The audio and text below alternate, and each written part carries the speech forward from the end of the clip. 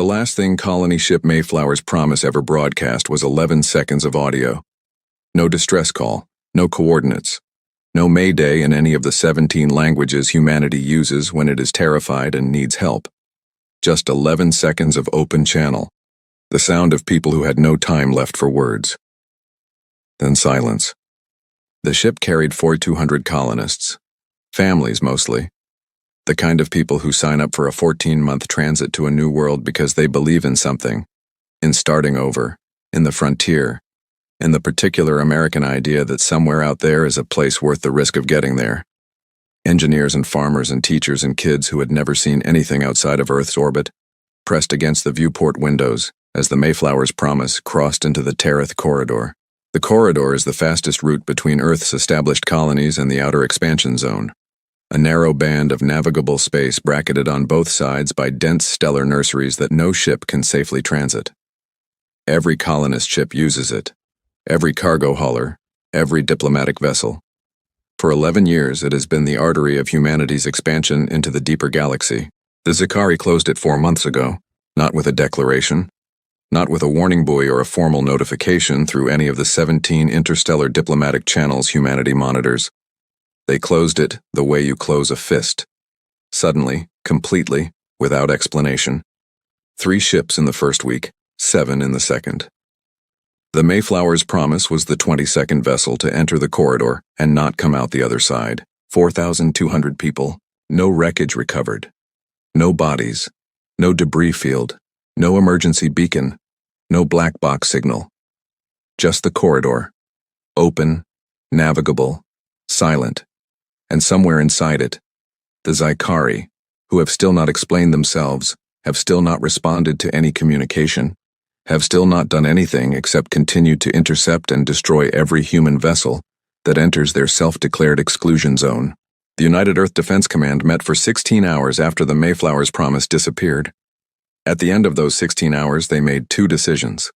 The first decision was to formally designate the Zikari as a hostile power. The second decision was to call Admiral Vasquez.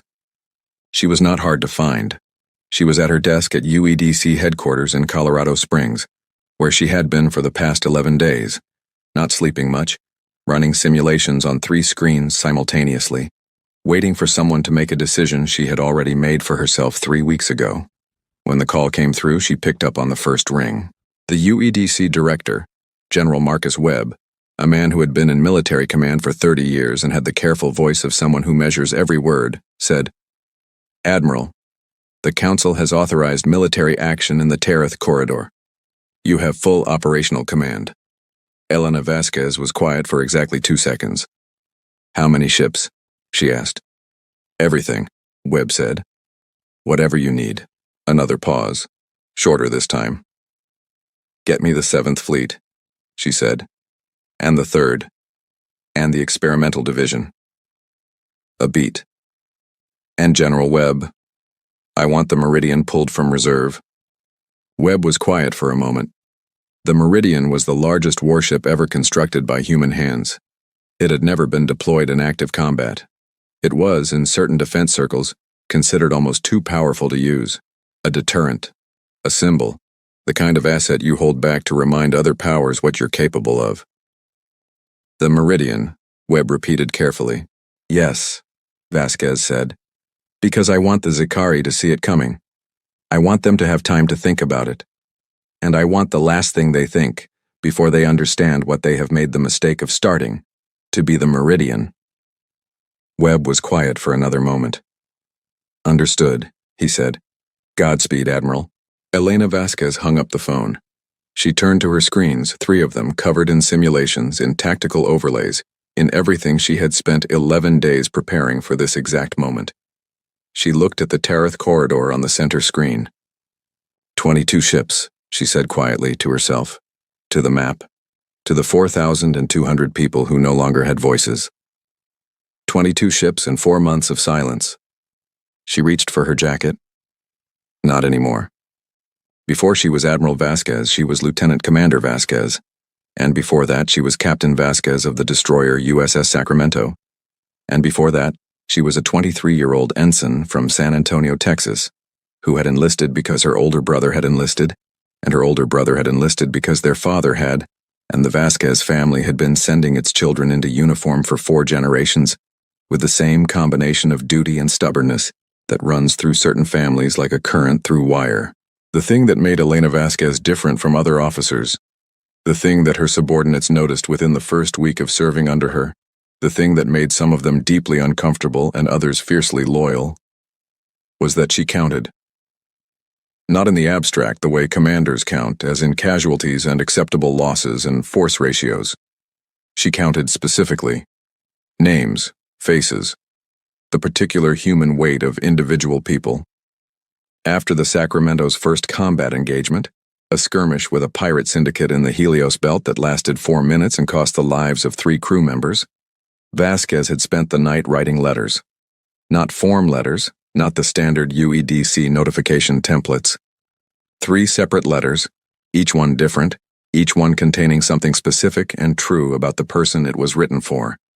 She had known all 3 crew members for 9 months. She wrote what she actually knew. Her XO at the time had suggested, gently, that this was not scalable practice for a military career. Vasquez had looked at him and said, "I know, I'm going to make sure it doesn't need to scale." What she meant, what became clear over the next 20 years, was that she intended to fight wars in ways that made mass casualty lists shorter on her side. She was not a pacifist. She was not naive about what combat required. She was, by every metric, one of the most tactically aggressive flag officers in UEDC history, with a record of engagements that consistently achieved objectives at lower cost than projected.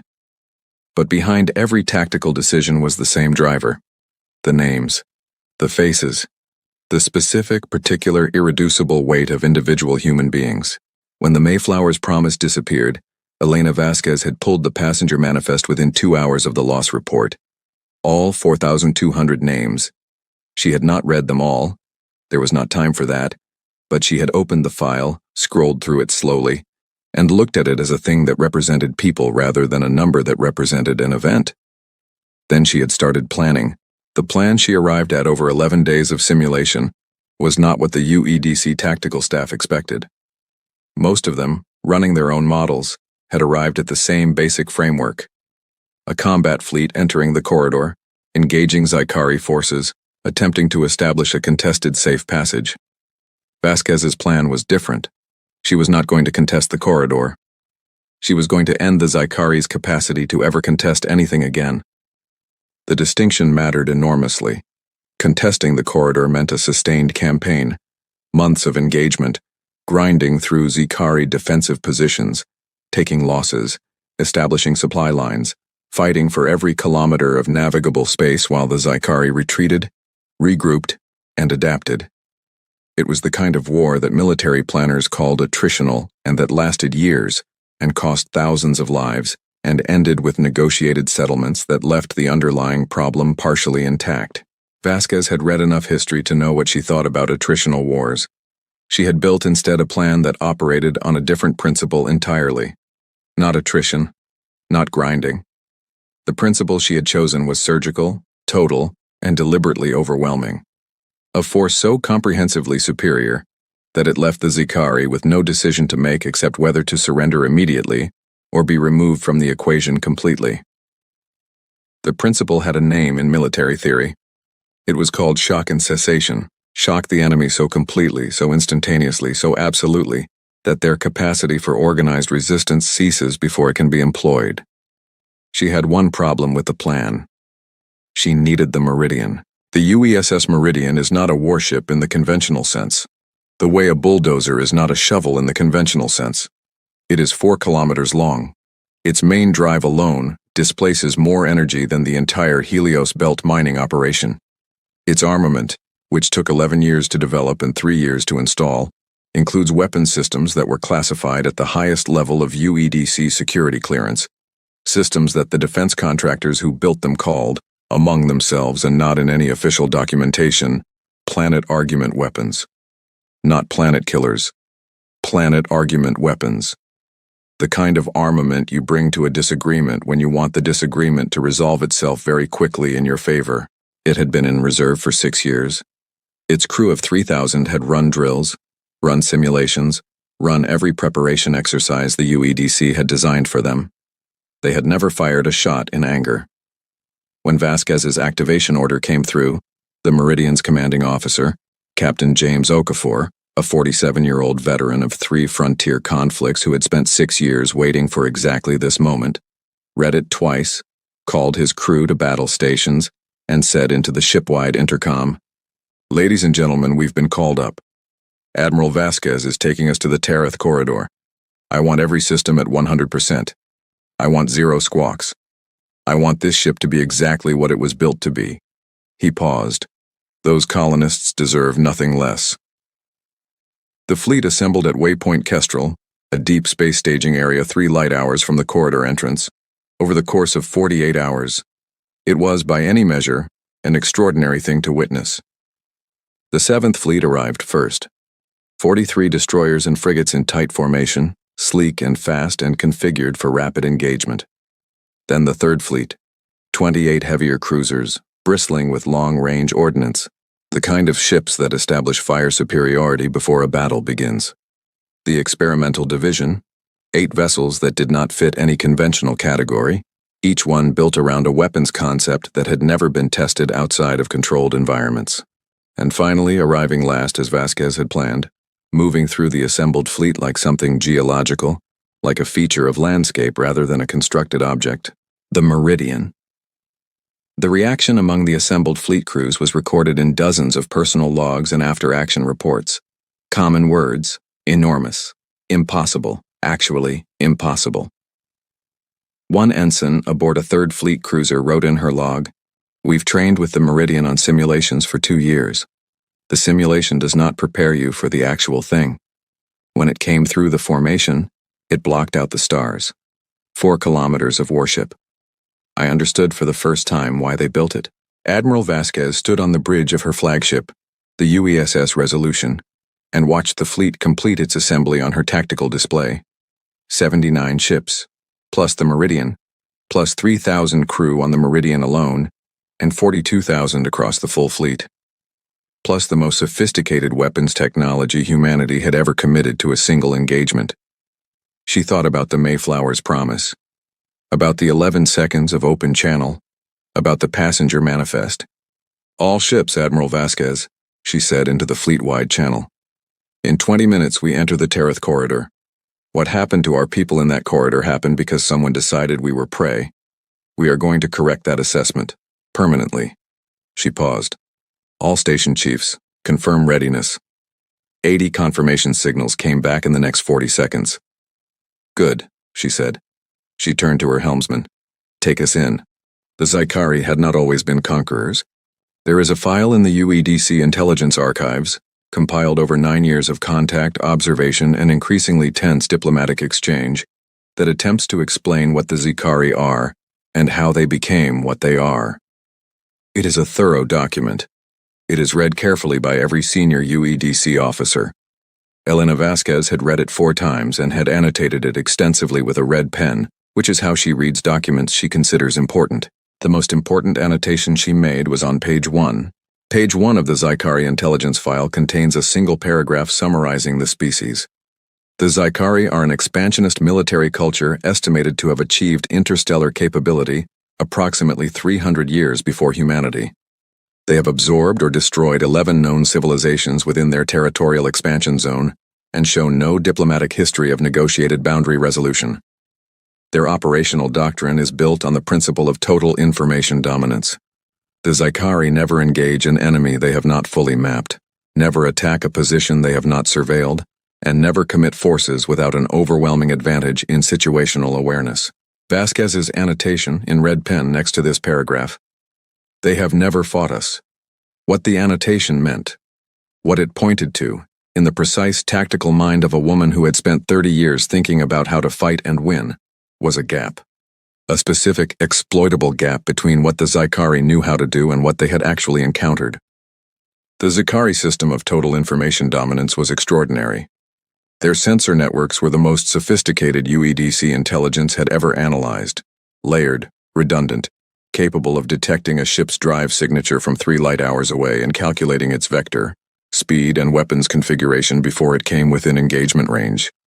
They knew, at any given moment, exactly what they were dealing with. This had worked perfectly against 11 other civilizations. The problem, the specific lethal problem that Vasquez had identified on day 3 of her 11 days of simulation, was that their doctrine was built around the information they could receive. It was not built for information they had never seen. The Zikari had detailed files on human military technology. UEDC intelligence had confirmed this. The Zikari had been gathering data on human military assets since first contact 9 years ago. Their files on human destroyers, cruisers, and standard frigate configurations were almost certainly more accurate than UEDC's own maintenance records. They knew human weapons ranges, human fleet tactics, human response times. They had built a complete model of how a human military engagement worked. Their model did not include the Meridian, because the Meridian had never been deployed. No sensor data existed for it.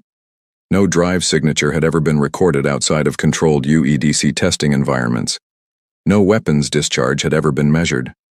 The Meridian was, from the perspective of every piece of intelligence the Zikari possessed, a theoretical, a rumor, a footnote in a report that read, "Humans are allegedly constructing a vessel of unusual scale, purpose unknown." Vasquez's entire plan hinged on this gap. She needed the Zikari to see the fleet coming. Their sensor networks would detect it instantly, from the moment it entered the corridor. She needed them to process it through their doctrine, calculate their response, commit their forces to a position. She needed them, in other words, to be exactly as smart and well-prepared as they were, and then she needed to show them something their doctrine had no category for. The Zikari Corridor Defense Commander was named Vasquez. He was by any measure one of the finest military minds in Zikari history. 200 years old, a veteran of 4 expansion campaigns, the architect of the intercept doctrine that had stopped 22 human vessels in the past 4 months. He had reviewed every piece of data on human military capability available to the Zikari intelligence apparatus, and had designed his corridor defense accordingly. When his sensor network detected the human fleet entering the corridor, he was not surprised. He had expected retaliation. The humans had taken losses. They would respond with force. This was predictable. He reviewed the incoming sensor data with methodical calm. 79 ships. He could identify every class, every configuration, every likely weapons loadout. His models projected their engagement parameters within 3% accuracy. He began positioning his own forces. 240 Zikari warships, arrayed in the layered defensive formation that had not failed in 3 centuries of expansion campaigns. Then his sensor operator said something unexpected. "Commander, there is a contact I cannot identify." Vasquez turned. "Clarify." "It is behind the human formation, it is—" The operator paused, running recalibrations. "Commander, I'm showing a contact 4 kilometers in length. Mass signature consistent with a small moon. Drive output is—" Another pause. "I don't have a reference frame for this drive output, sir. My models don't have this in their parameters." Vasquez moved to the sensor station. He looked at the contact. He had not survived 200 years of warfare by panicking.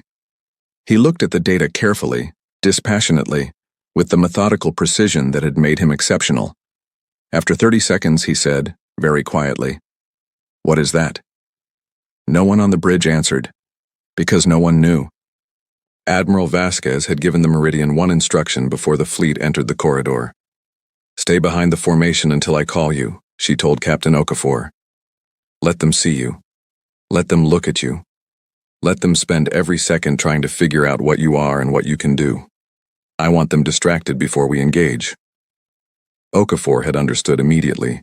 "How long do you want me to hold back?" Vasquez had thought about it.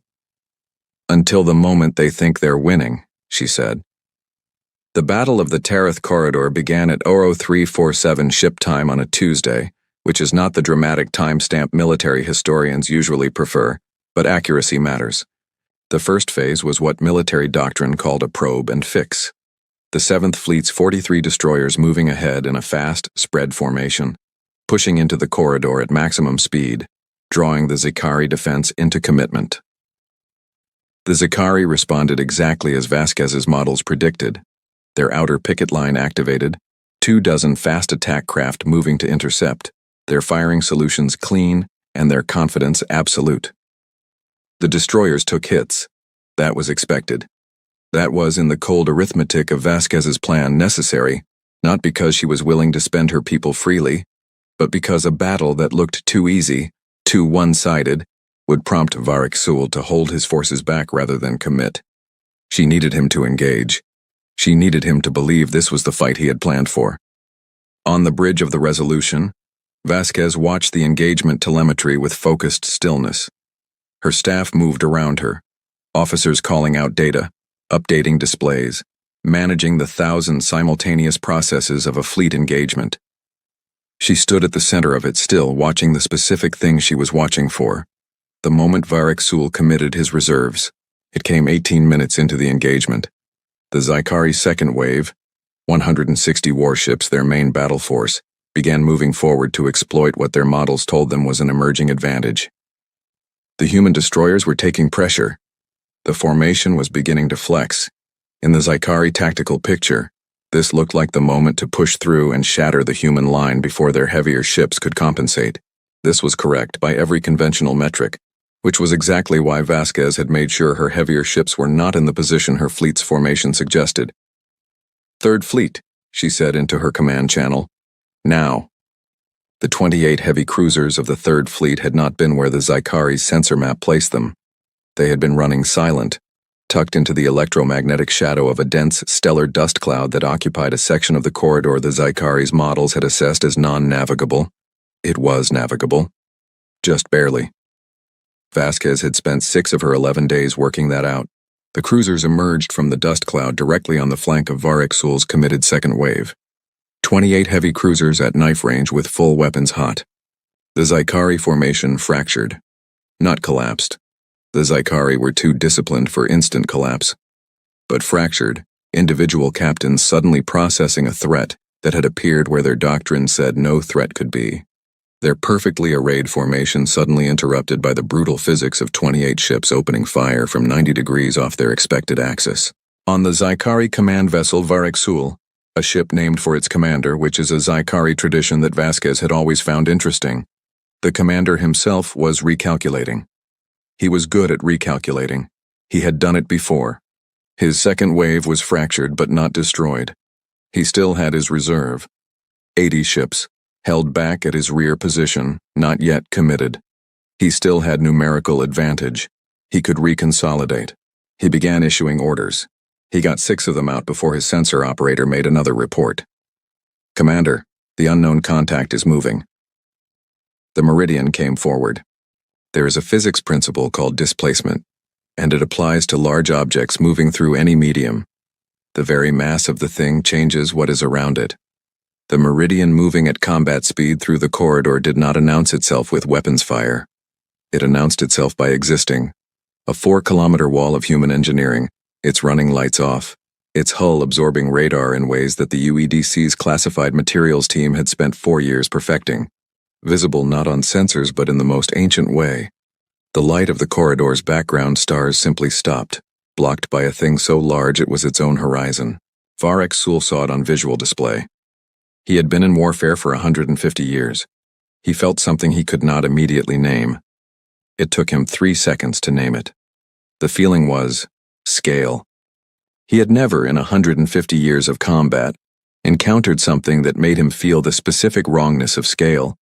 The sensation of looking at something and understanding that your categories are insufficient, that you have walked outside the edges of your model of the world, that the thing you are looking at does not fit inside the frameworks you have built, because it was built by something that thinks differently than you, that has a different relationship to the question of how large should a weapon be. His reserve commander was calling for orders. Vasquez looked at the Meridian. His reserve commander called again. "Commander, orders?" Vasquez's doctrine, the doctrine that had never failed in 3 centuries, the doctrine built on total information dominance and overwhelming situational advantage, had no classification for what he was looking at. His doctrine assumed you knew what you were facing. You gathered intelligence, you built your model. You fought within the parameters your model defined. He did not have a model for the Meridian. "All ships," he said slowly. "Defensive reform. Pull back to secondary positions. It was the right tactical decision. It was also the last good decision the Zikari corridor defense made, because Vasquez had planned for it. The experimental division, 8 ships, each one a weapons concept that had never been field tested, activated on Vasquez's command the moment the Zikari began their pullback. The pullback was the most vulnerable moment in any engagement, the point where a force is moving, reorganizing, not yet settled into a new position. Varexul knew this. He was moving fast, trying to minimize the exposure window. He needed 40 seconds to reach his secondary positions. The experimental division gave him 12. The weapons concepts the experimental ships carried were classified, and the full technical details are still, as of this account, restricted under UEDC security protocols. What can be said is this. 2 of the 8 ships carried directed energy systems capable of sustained fire across distances that conventional military doctrine considered outside engagement range. 3 carried a new class of self-guided ordnance that did not function on the electromagnetic tracking systems Zikari countermeasures were designed to defeat. The remaining 3 carried something that the development team had called, in their project proposal documentation, a formation disruptor, a weapons system designed not to destroy individual ships, but to interfere with the FTL communications network that coordinated fleet formation. A fleet that cannot communicate in formation is not a fleet. It is 240 individual ships, each making its own decision, each unable to coordinate with its neighbors, in the middle of a combat environment designed by someone who had spent 30 years thinking about exactly this problem. Vasquez called the Meridian forward. What happened in the next 14 minutes in the Tereth corridor has been analyzed and reanalyzed in every major military academy on Earth and its colonies for the years since. It is taught as a case study in asymmetric force application. It is described in the popular press as a battle. It is described in those military academy classrooms as something else. The word the instructors use is deconstruction. The Meridian's primary weapon systems firing for the first time in combat were not subtle. They were not elegant. They were precisely, purely, overwhelmingly effective in the way that only something built with almost unlimited resources and no compromises can be effective. Each discharge covered a volume of space that, in conventional naval engagements, would contain an entire fleet. Each discharge was targeted by a fire control system that had been in continuous development for 6 years and tested against simulations of every known weapons configuration in human space. The Zikari had never been in a simulation. By minute 4 of the Meridian's engagement, Varexul's reserve fleet, the 80 ships he had held back, the force he had planned to use to reform his defense, was no longer a coherent military unit. By minute 9, the Zikari corridor defense had lost contact with more than half its command nodes. By minute 14, Varexul transmitted the signal that no Zikari commander had ever transmitted in 3 centuries of expansion. The signal was their emergency evacuation code. The battle was over in 22 minutes. Total human fleet losses: 9 ships. 41 crew members killed in action. Every loss catalogued. Every name recorded. Total Zikari corridor defense effectively ceased to exist as a military formation. Admiral Vasquez received the cessation of combat report on the bridge of the Resolution. She stood very still for a moment. Then she walked to her tactical display, which showed the corridor, open, navigable, no longer contested, and the scatter of Zikari emergency signals from vessels attempting to withdraw. She made a decision. All ships hold fire on withdrawing vessels, she said into the fleet channel. Let them go. Her weapons officer turned. Admiral, if we pursue... I know what we can do, Vasquez said quietly. We're not going to do it. Let them go. A pause. They'll report back, the weapons officer said. They'll tell their command structure what happened here. Yes, Vasquez said, they will. She turned back to the display. That's the point. The survivors of the Tereth corridor battle reached Zikari command territory in 31 hours. There were 47 of them. 47 ships out of 240, each one carrying the same story, the same sensor logs, the same 22 minutes of recorded reality that no amount of tactical experience or cultural certainty could adequately explain. The Zikari Supreme Military Council convened an emergency session. They watched the sensor logs. They watched them again. They asked their analysts to look for errors, for anomalies, for evidence that the data had been corrupted or manipulated. The analysts looked. There were no errors. There were no anomalies. The data was clean. What it showed was this. A human fleet had entered the Tereth corridor. A human fleet that included a vessel with no classification in any Zikari intelligence file, no reference in any tactical database, no precedent in any engagement record. A vessel 4 kilometers long that had fired weapons the Zikari had no countermeasure for, because the Zikari's countermeasures were designed for weapons they knew existed. One of the council members, an elder commander named Garish Val, 800 years old, the longest-serving member of the military leadership, asked a question that was recorded in the session transcript and later became something close to a historical turning point. "How long have they had this?" she asked. Her intelligence chief checked his records. "The Meridian class program began construction 7 years ago," he said. "We had a notation. We assessed it as a prestige project, a symbol of capability, not intended for combat deployment." Garish Val was quiet for a moment. "We assessed incorrectly," she said. "Yes, Commander." "What else?" she said slowly. "Have we assessed incorrectly about them?" The intelligence chief was quiet for a longer moment. "That," he admitted, "is a question I do not have a complete answer to." 3 days after the battle, Admiral Vasquez received a transmission. It was from the Zikari Supreme Military Council. It was addressed to her specifically by name, which was unusual. The Zikari did not typically acknowledge individual human commanders in diplomatic communication.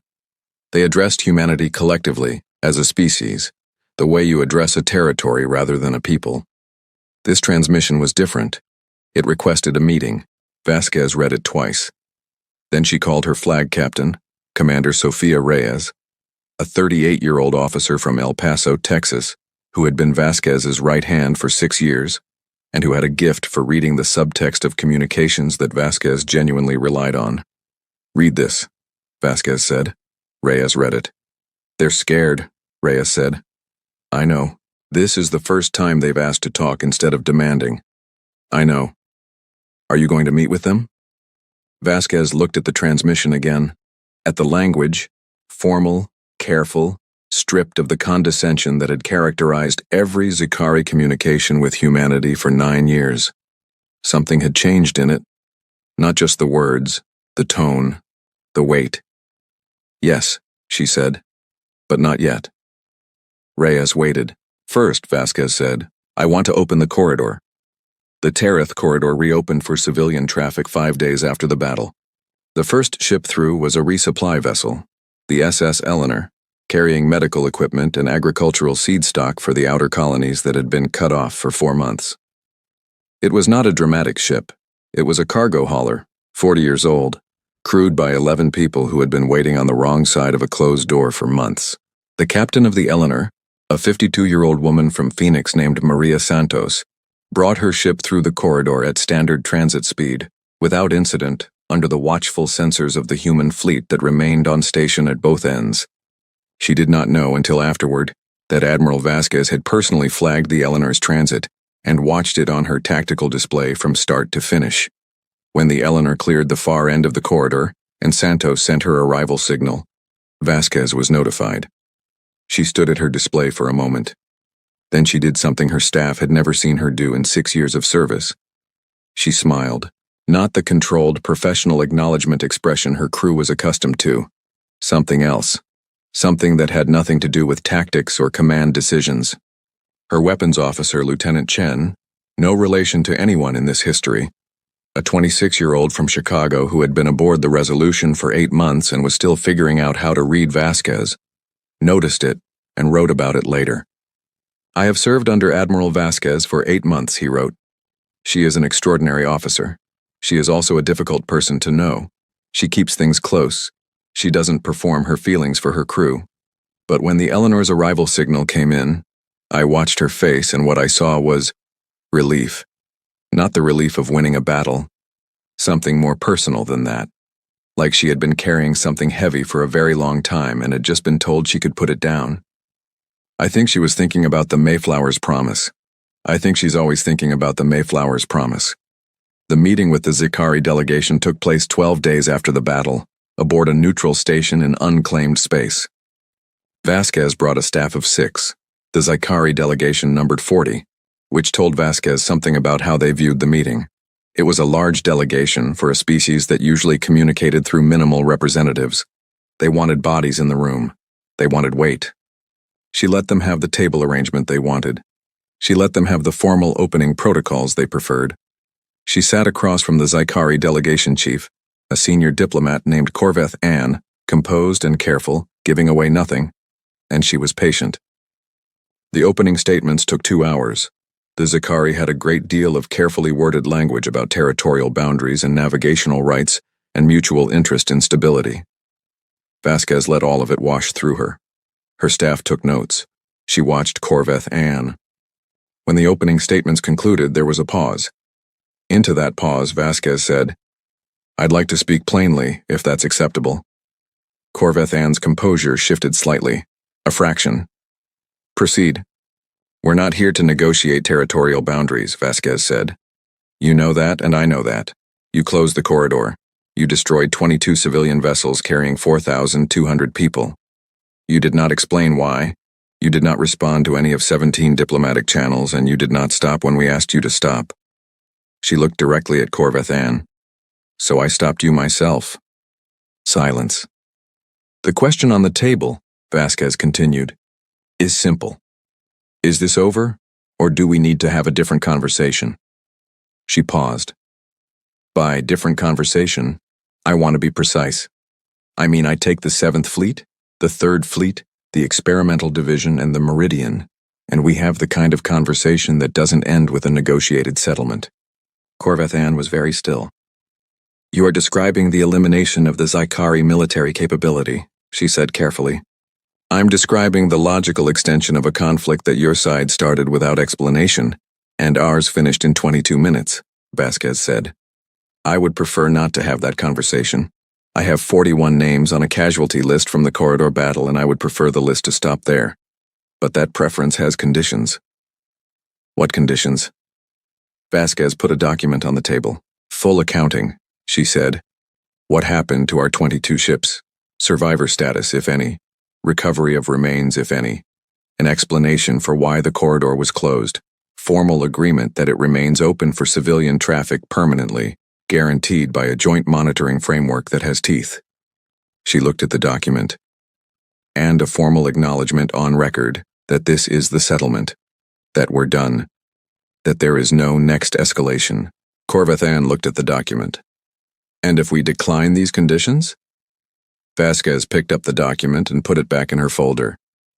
"Then I go back to my ship," she said, "and we have the other conversation." The room was very quiet. The Zikari delegation requested a recess. The recess lasted 4 hours. When they returned, Corveth Ann sat down and placed her own document on the table. It was longer than Vasquez's. It contained things that Vasquez's intelligence staff had not known. Details about the 4-month corridor campaign. About decisions made at levels of Zikari command that the survivors of the battle had not been aware of. It also contained survivor status for 3 of the 22 ships. Not all of them. Not most of them. 3. Vasquez read that section of the document. Her face did not change, but Commander Reyes, seated to her right, noted afterward that Vasquez's hand tightened once on the table edge and then relaxed. "We accept the conditions," Corveth Ann said.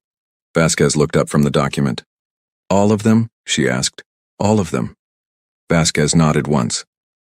"Then we're done here," she said. She did not say it with triumph. She did not perform the victory. She said it the way a person says something true, plainly, completely, with the weight of everything it cost behind it. The first thing Admiral Elena Vasquez did when she returned to the Resolution after the negotiation was concluded was go to her office and close the door. Her staff, who had served with her for years, understood that this meant she needed 20 minutes. What she did in those 20 minutes no one knew with certainty. But her yeoman, a young petty officer from Seattle named Torres, who handled Vasquez's administrative work and had a gift for quiet observation, noted that the Admiral came out of her office 20 minutes later carrying a legal pad covered in notes, and that when he saw the legal pad as she set it on her desk, it appeared to contain a list of names. Not orders, not tactical assessments, names. He did not ask about it. He had served under Vasquez long enough to know better.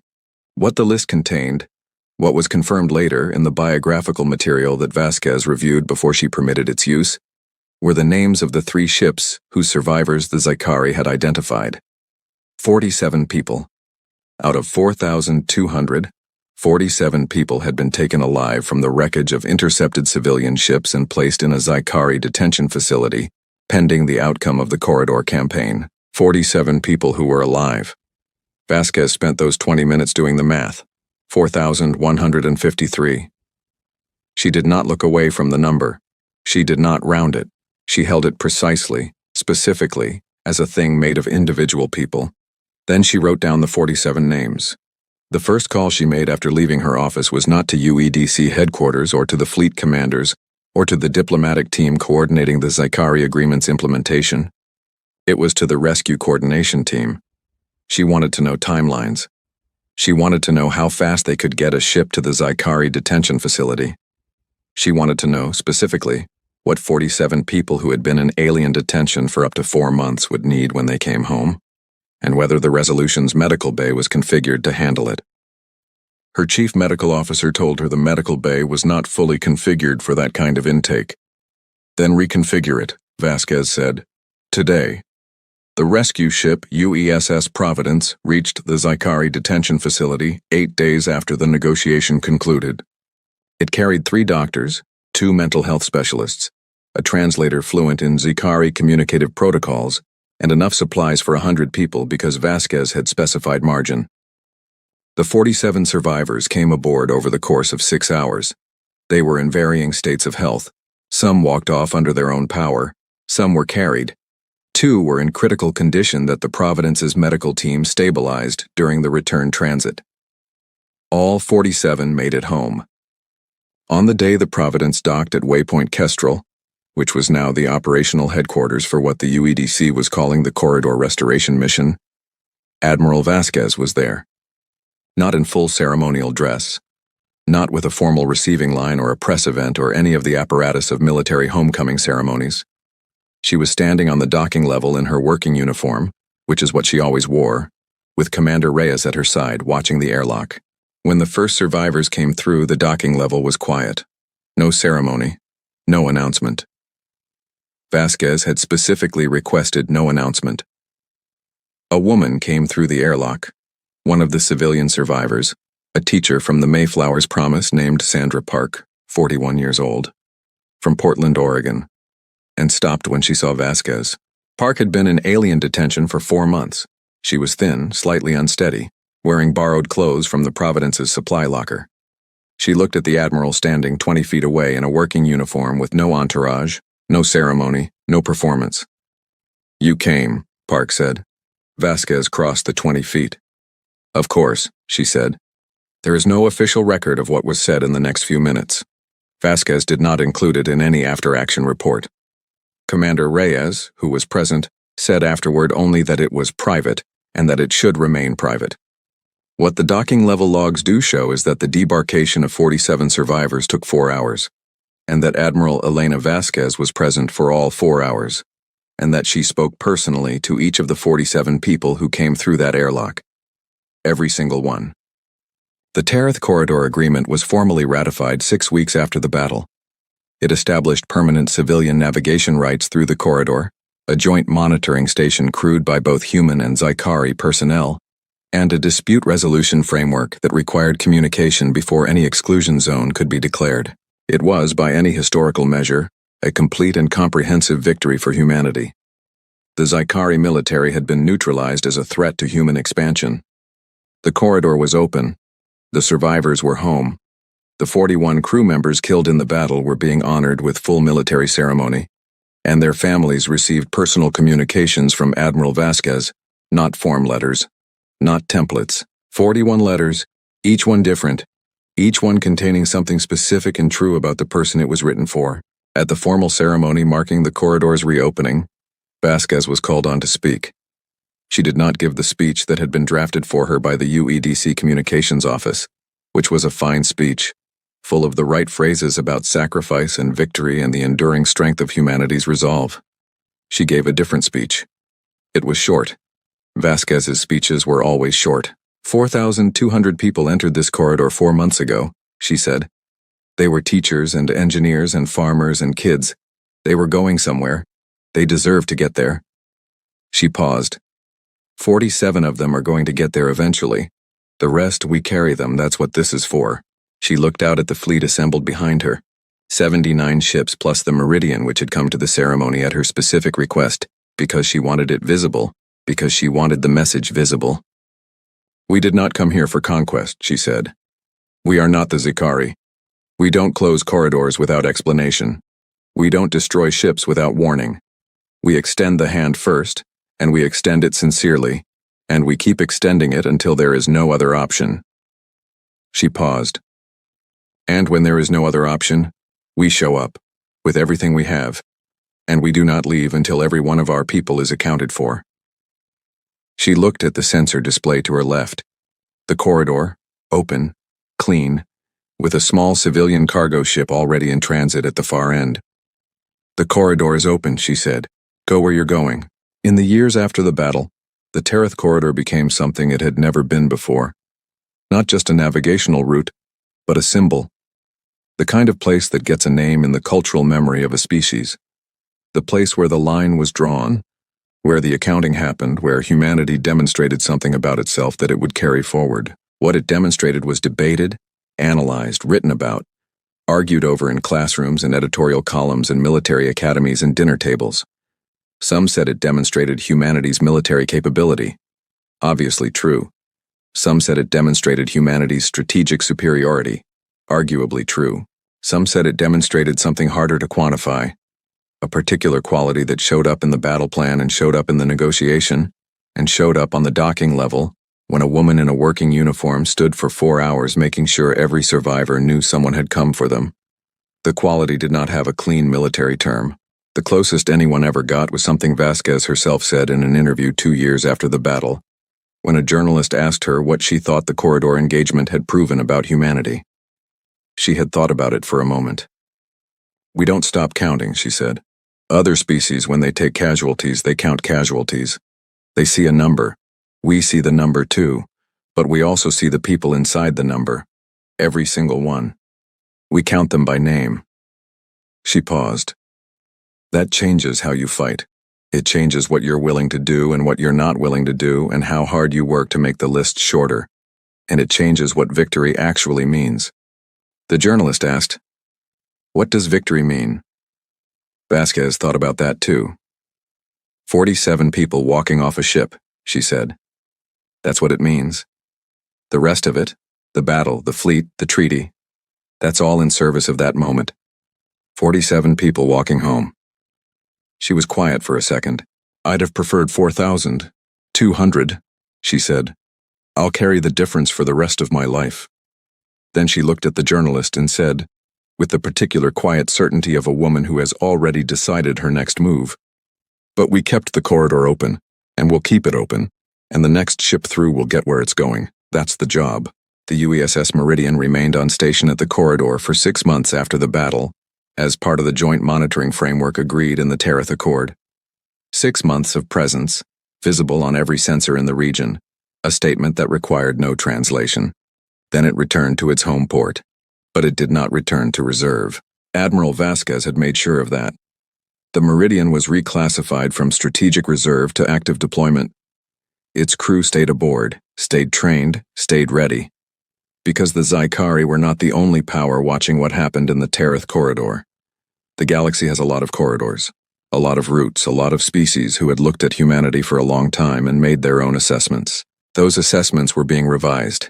Somewhere in a council chamber or a command post or a strategic planning room, someone who had spent years believing humanity was manageable was looking at 22 minutes of sensor data and asking their intelligence staff for a full review.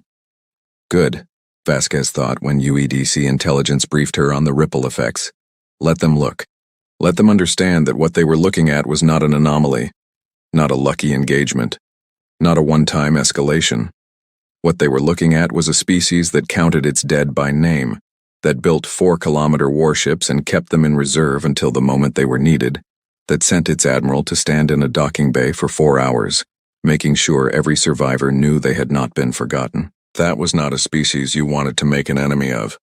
That was a species you wanted to make a deal with quickly, before the deal was no longer your idea. The Meridian kept its engines warm. Admiral Vasquez kept her list, and the Tarath corridor stayed open.